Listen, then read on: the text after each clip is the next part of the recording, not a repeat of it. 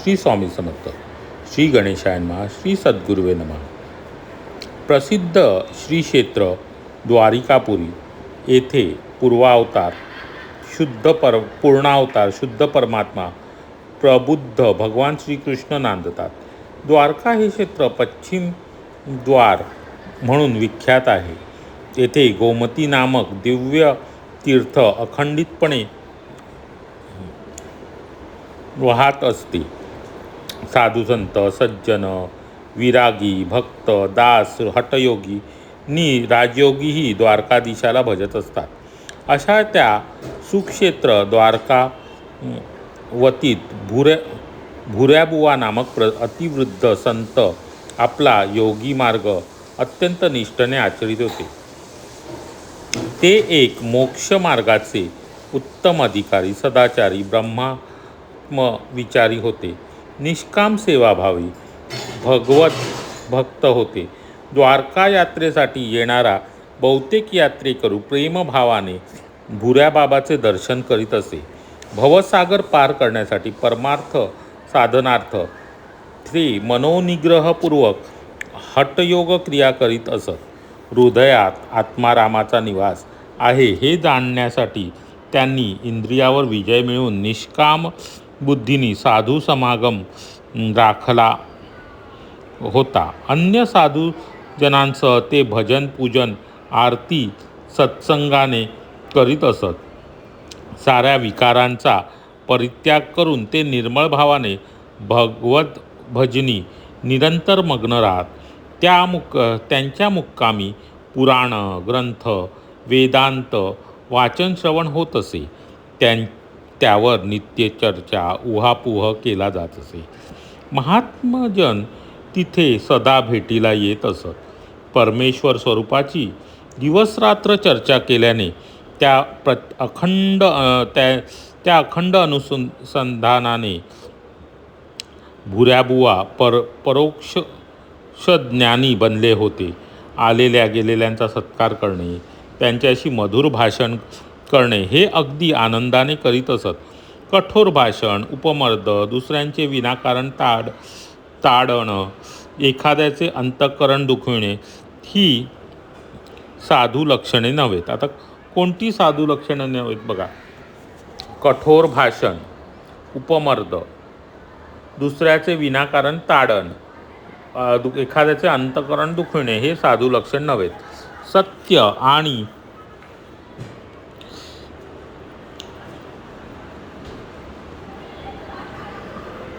प्रिय वाक्ये बोलल्याने सर्वजण संतुष्ट होतात म्हणून तसेच बोलावे.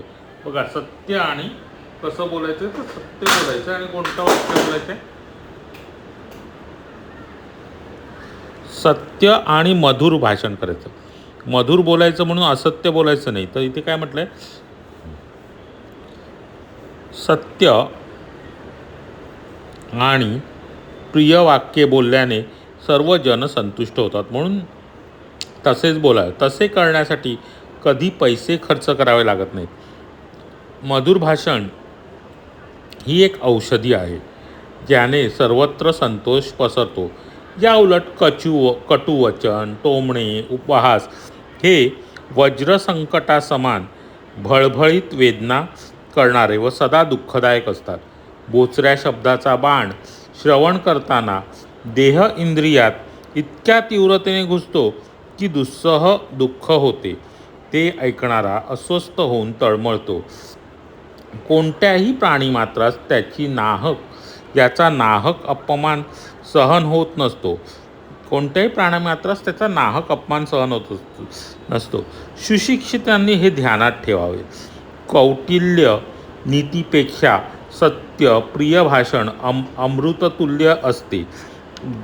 ब्रह्मकैवल्य वचनाचा नित्य बोलण्याने ते सर्व सौख्ये उपलब्ध होतात. हा वेदशास्त्राचाही नियम असून अखिल सुखाचा प्राप्तीसाठी सत्य आणि मधुर वचन सुगम ठरते. बघा किती महत्त्वाचा विचार याच्यामध्ये परत सांगितलेला आहे. कलियुगाच्या या युगात खोटे बोलून फसवे गोड बोलून चुकीचे वागून संपत्ती अप्रतिम प्राप्त होते. खोटी कर्मे करून यश मिळवावे नि सुखी झाले असे म्हणावे अशी रीत पडली आहे. परंतु हा व्यवहार घातक, असत्य आणि दुराग्राही, अप्रामाणिक व शेवटी सर्वतोपरी अनर्थकारक ठरणारा आहे हे निश्चित. या साऱ्याची जाण ठेवून उपासक योग्य मार्गाने वर्तत असतात. प्रांजळ वचनी असण्याने सर्वार्थ प्राप्त होत असतो. श्री सद्गुरू श्रोत्रिय ब्रह्मनिष्ठांची भेटगाठ पडून हृदयातील निजगुह्याचा उलगडा होईल.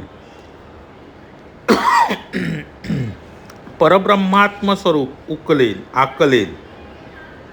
आकळेल. कधीतरी प्रारब्धाचा उदय होईल. केव्हा तरी अप्रोक्षज्ञानी गुरुराय, पूर्णब्रह्म, योगीश्वर, दत्तात्रय, योगींद्र भेटतील. हे नानावेद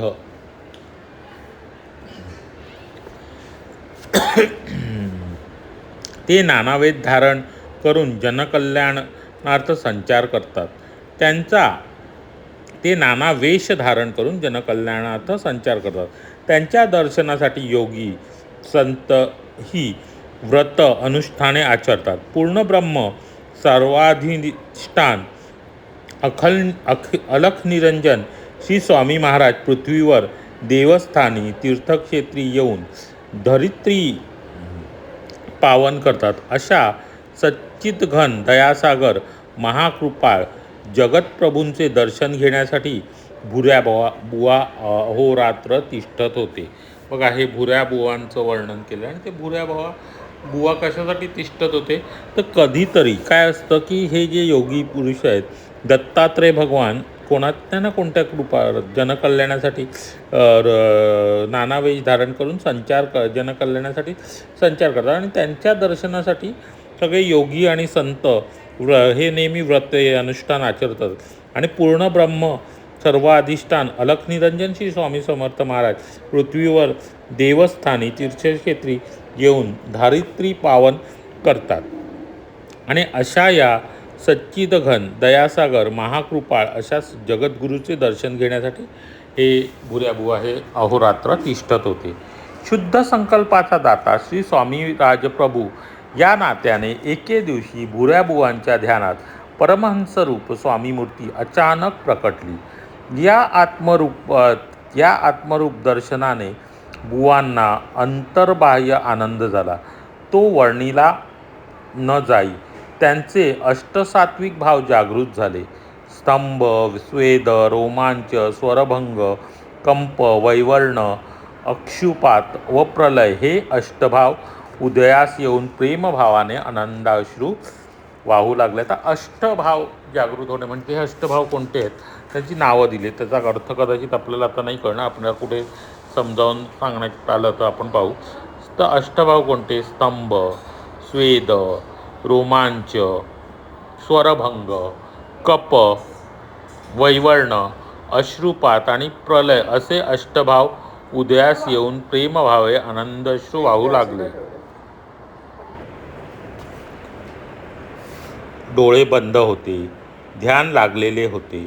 ध्यानात अवधूत मूर्ती दिसत होती. भुऱ्याबुवा स्तंभित झाले. आता हा पहिला भाव म्हणजे काय? स्तंभ म्हणजे काय? तर भुऱ्याबुवा स्तंभित झाले. घामाने चिंब झाले. स्वेद, दुसरा अष्टभाव काय सांगितलं? स्वेद म्हणजे त्यांना दरदरून घाम फुटला आणि ते घामाने चिंब झाले. अंगावर रोमांच उभं राहिले. तिसरा अष्टभाव काय सांगितलं? तर रोमांच. तर अंगावर त्यांचे रोमांच उभे राहिले. स्वरभंगाने शब्द खुंटले. स्वरभंग म्हणजे काय? तर त्यांना बोलता येईना, त्यांच्या तोंडातनं शब्द पडेत ना, म्हणजे स्वरभंगाने शब्द खुंटले. अंगास कंपही सुटला. तर चौथा स्वरभंग आणि पाचवा कंप म्हणजे अंगाला कंप सुटला. चकित भावाने त्यांच्या चेहऱ्याचा रंग उतरला. याला वैवर्ण भाव म्हणतात. म्हणजे काय? चकित भावाने त्यांच्या चेहऱ्यावरचा रंग उतरला. नेत्रावाटे अश्रू ओघ सुरू झाला. आणि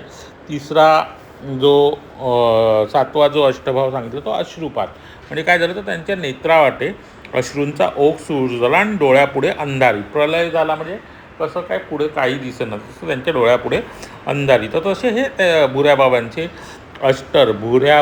अष्टभाव जागृत झालेले. अचंबित व आनंदित बुवांनी कसेबसे डोळे उघडले आणि पाहतात तो काय, तीच मूर्ती समोर प्रत्यक्ष साकार उभी होती. जे आत तेच बाहेर, ते आतही आहे आणि बाहेरही आहे, तेच पूर्ण ब्रह्म, दुसरे काय. आता भुऱ्याबाबांनी अचंबित आणि आनंदित होऊन त्यांनी जेव्हा डोळे उघडले तेव्हा त्यांना तीच मूर्ती जी त्यांना ध्यानामध्ये दिसत होती तीच मूर्ती समोर होती. आणि जे आत आहे ते बाहेर आहे आणि जे बाहेर आहे ते आतच आहे, असं जी स्थिती असते. आणि जे आत आणि बाहेर दोन्ही ठिकाणी तेच म्हणजे परब्रह्म होय. भुऱ्याबुवा पुढच्या क्षणी खडबडून उठले आणि क्षणात श्री महाराजांचे चरण जाऊन धरले. वारंवार साष्टांग नमस्कार करीत त्यांनी विज्ञापना केली. महेश्वरा, जनार्दना, मदनांतका, त्रिलोचना, त्रिपुरमर्दना, केशवा, आदिनारायणा, विधी हरिहरा, उत्पत्ती स्थिती संहार करा, त्रिगुणातीता, निर्विकारा, दयासागरा, गुरुवर्या, आपल्या दर्शनासाठी कितीतरी दिवसापासून तळमळत होतो. पुष्कळ महात्मजन भेटले, अनिवार्य साधने केली. आज आपण वैकुंठ, कैलास, सत्यलोक सोडून माझ्या दिशेने वळला, हे माझ्यासाठी सुखदायक आहे.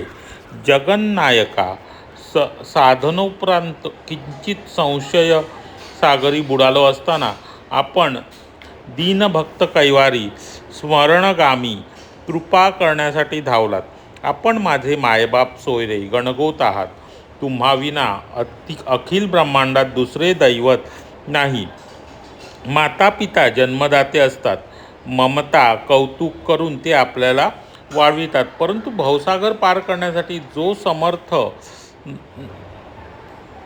ते समर्थ नाही नसतात. पितरादी इतर दैवही त्यास सक्षम नाहीत. त्रैलोक्यात एकच असे मोक्षदाते आहेत, श्री गुरु स्वामी समर्थ. माया संसार प्रपंच कल्पित आहे, भवसागर दुरस्थ आहे. श्री गुरुदासच तो उल्लंघितात. ब्रह्म सायुज्याच्या प्राप्तीसाठी सद्गुरुनाथ स्वामी महाराज हे एकमात्र दाता आहेत. आजचा या सुदिन धन्य धन्य होय महाराज. आज आपण अंतर्बाह्य दर्शन घडविले. श्री स्वामी महाराज प्रसन्न मुद्रेने म्हणाले. आता बघा स्वामी काय म्हणाले. तुमच्या मनात कोणता संशय उरला आहे तो निर्भयतेने स्वतःवर विचारा. संशय उद्भवतात कोठून? पदार्थ मात्रात विकल्प कुठे असतो, म्हणून जिथून उपजतो तिथेच मावळतो. मला संशय वाटतो असे जाणीवपूर्वक कोण म्हणतं? असे म्हणणारा त्या संशयाहून भिन्न असतो, म्हणून संशयाला जाणतो. त्याचा विचार करा, अंतरी शोध घ्या. संशयाचा द्रष्टा जाणता आपण तोच आत्मा हे लक्षात घ्या. सर्व अधिष्ठान आत्मा स्वरूपात आहे. आत्मा सर्वातरी व्यापक असतो. चिन्मय, साक्षी, चेता, निर्गुण, अद्वितीय हा केवळ आत्माच होय. तो संशयातीत आहे. निःशब्द स्वरूप परात्पर पूर्ण ब्रह्मच आहे. बघा, आता स्वामींनी त्यांना हा बोध केला आहे. नीट ऐका, ह्याच्यातनं जेवढा बोध समजून घेण्याचा प्रयत्न करा. त्यानंतर श्री स्वामी महाराजांनी भुऱ्याबुवांना संशय निवृत्तीबाबत उत्तम मार्गदर्शन केले. स्वबुद्धीच्या बळावर पुष्कळ तत्त्वचिंतन केले तरी केवळ त्याने स्वात्मानुभव येत नाही. म्हणून सद्गुरूंना शरण जाऊन त्यांचे चरण दृढतेने आणि अगत्यपूर्वक धरून ठेवावे. ब्रह्मनिष्ठ असणाऱ्याच मुखातून आत्मबोधपर वाक्यविचार यथाशास्त्र ऐकून समजून उमजून घ्यावा. त्याने क्षणात आत्मसाक्षात्कार होतो. मी स्थूल वा कृश आहे असे देहबुद्धीनी बोलले जाते.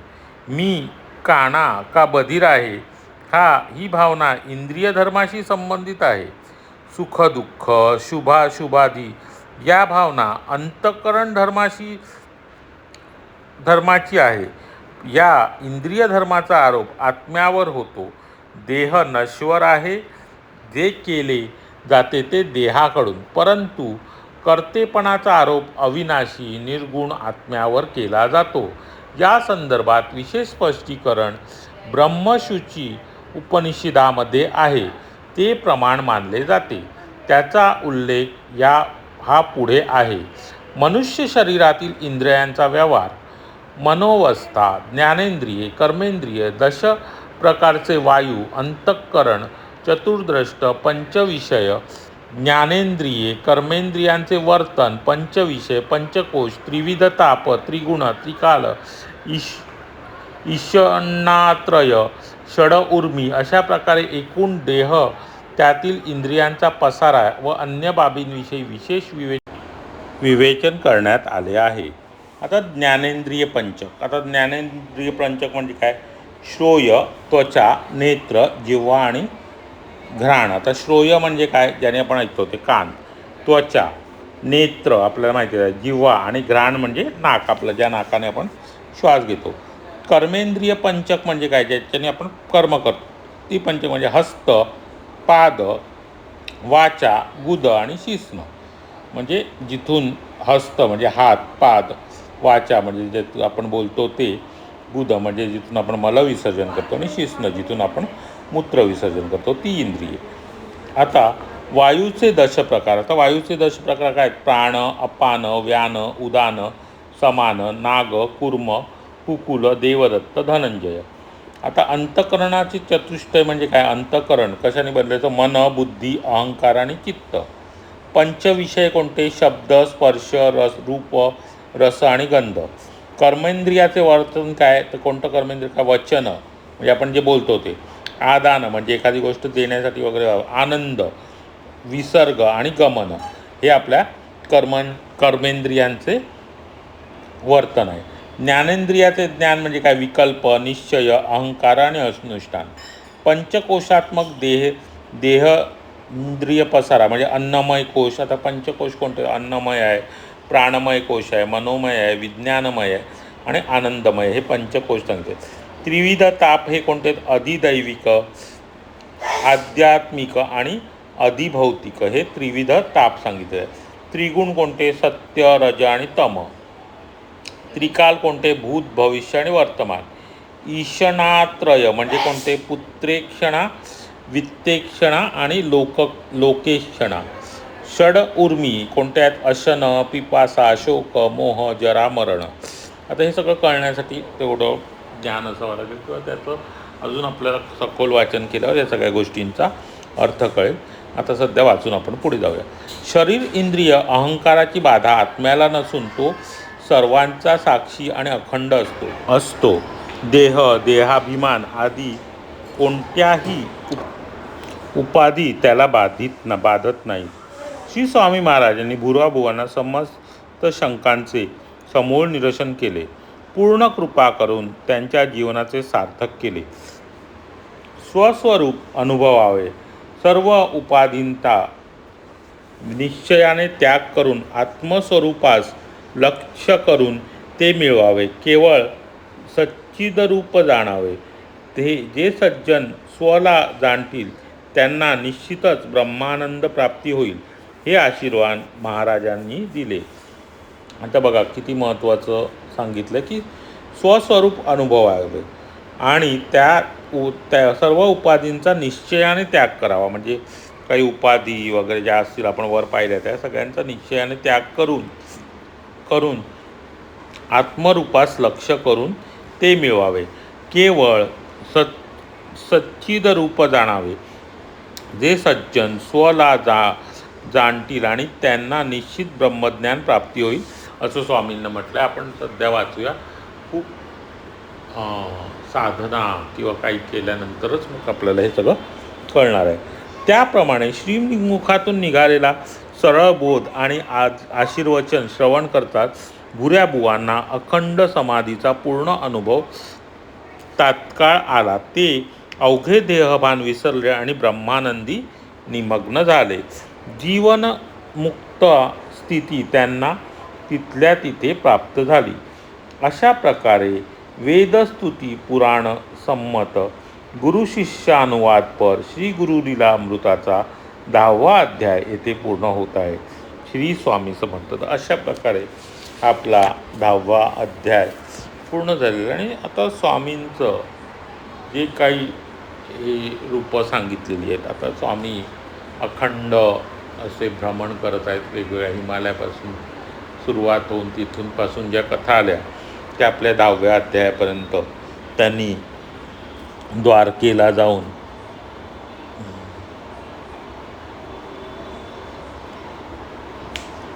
भुऱ्या बाबांना दर्शन. तर असे हे आतापर्यंतच्या अध्यायात आले ते पूर्ण ब्रह्मावतार असे आपले स्वामी महाराज नृसिंह, ज्यांना ठिकठिकाणी नृसिंहभान असेही संबोधण्यात आलेले आहे. ते अत्यंत दयाळू आणि करुणावतारी होते. अगदी कठीण अशा परिस्थितीत त्यांनी खूप अशा जे दुर्जन वागत होते त्यांनाही त्यांच्या प्रारब्धानुसार दर्शन दिलेलं आहे. अगदी करुणामयी होऊन त्यांनी त्यांचा उद्धार केलेला आहे असंच वारंवार आहे. म्हणजे स्वामी समर्थांचं जे पूर्ण ब्रह्म असे रूप आहे ते खूप करुणावतारी असं दिसलेलं आहे आणि स्मर्तुगामी म्हणजे स्मरण करतात ते प्रकट होणारे असे हे स्वामी महाराजांच्या आत्तापर्यंतच्या सगळ्या लीला आपण पाहिल्या. तर आजचा प्रश्न आहे की द्वारकापुरीमध्ये अतिवृद्ध असे कोण संत होते जे स्वामींच्या दर्शनासाठी आसुसलेले होते. स्वामींच्या दर्शनासाठी, त्या परब्रह्माच्या साक्षात्कारासाठी ज्यांचे अंतःकरण अगदी तळमळून आले होते असे ते द्वारकापुरीतील वृद्ध असे संत कोण होते ते सांगायचे. हाच आजचा प्रश्न आहे. श्री स्वामी समर्थ.